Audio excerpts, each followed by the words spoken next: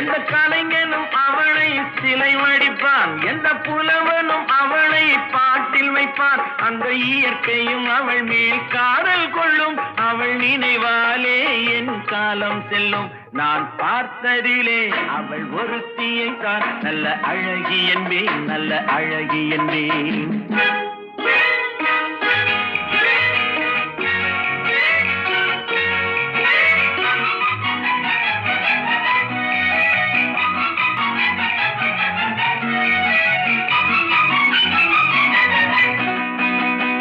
இடையோ இல்லை இருந்தால் முல்லை கொடி போல் மெல்ல வளையும், சின்ன குடை போல் விரியும் இமையும் விழியும் பார்த்தால் ஆசை விளையும். அந்த பூமகள் திருமுகம் மேலே குளிர் புன்னகை வருவதனாலே நிலவு